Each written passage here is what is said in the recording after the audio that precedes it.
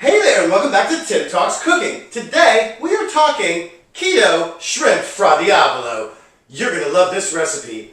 It's New Year's Eve 2018, and we're going out of this year with a bang. This is a great dish. It's nice and spicy. It's one of my favorites, and I've come up with a way to make it super low carb and super easy and fast to make.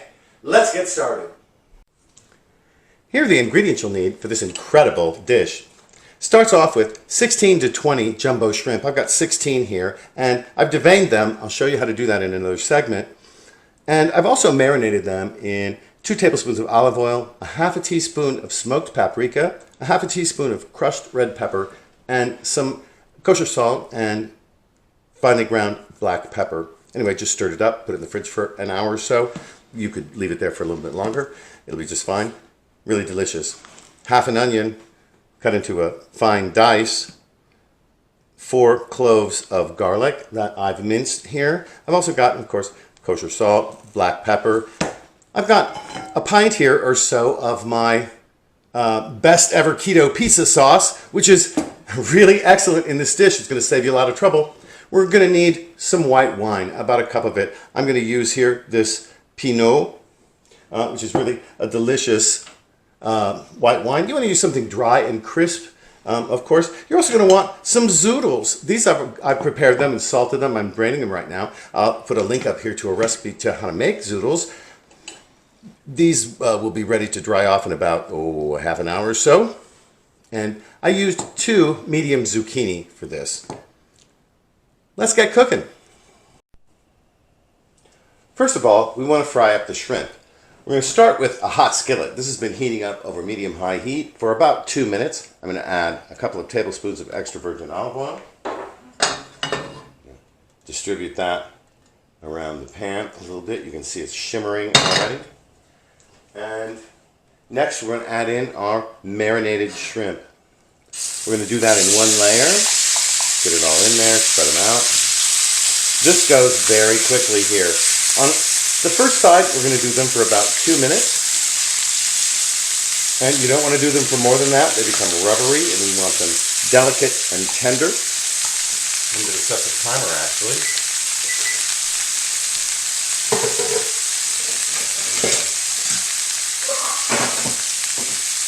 And we'll turn them in just a second. It has now been about exactly 2 minutes. About exactly, what am I saying? So you can see that they're browned on one side. They're going to get 1 minute on this side right here. I'm going to set the timer now.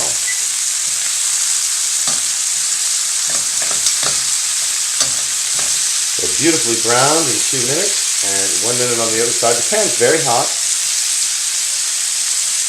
And you can see we're getting some good color on the shrimp and in the pan. Oh, that's beautiful.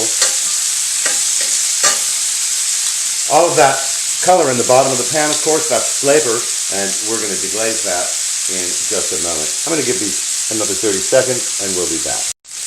Our minute is up, and it's time to get these out of the skillet. I'm going to pick them up with my tongs, and then we'll get on with the next step. Now, without even turning the skillet off, in go my onions.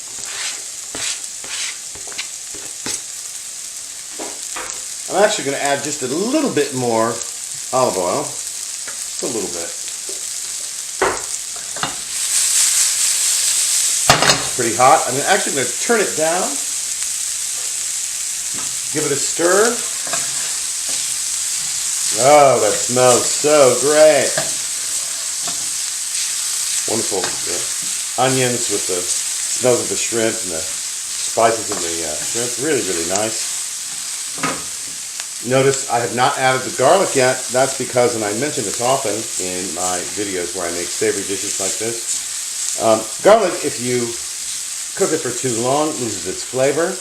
And especially in a hot skillet, it can get burnt and becomes bitter. You really don't want that flavor in your dish. Let's see, it's still kind of calming down now. We'll cook these until they're translucent. That's going to be another minute or 2, and there's no reason for you to watch that. Now here we are about a minute later, and notice our onions are not quite done yet.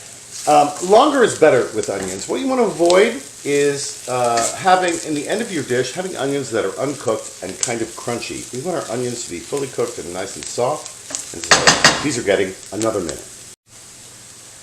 Now it's a full minute later, and I think you can see the onions are now translucent, and they look like they're caramelizing. They're not. They're covered with paprika, and that's what's browning in the skillet, as well as the juices from the shrimp and, of course, the other ingredients that were already there. Now it's time to deglaze.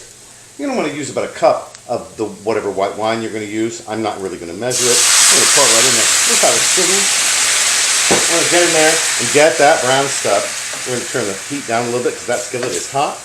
And you want to get that brown stuff off the bottom. This stuff is really good flavor that you want in your dish, not on the bottom of your skillet. So that's how I do it. See, you don't really need a metal utensil for it. You can use, of course, a spatula like I'm doing. And we're going to cook out the alcohol here. We're not really interested in the alcohol in the wine. We want the flavors that are in the wine that are not alcohol. So we're going to burn that off. Alcohol evaporates at 140 Fahrenheit. And so it happens pretty quickly in the cooking process. And you can see we have this lovely sauce here. And we're going to reduce that until there's almost no liquid in the bottom of the pan before we go on to our next step. And here's what it looks like when we have the proper reduction here. You can see there's just a little bit of liquid left in the pan.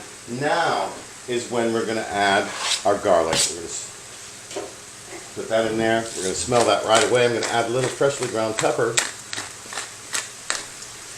Just a little bit of salt. We can adjust that later, of course. Oh, yeah. I wish you were here to smell this because that's part of the joy. Wow. Okay. Next, we're going to dump in our keto pizza sauce.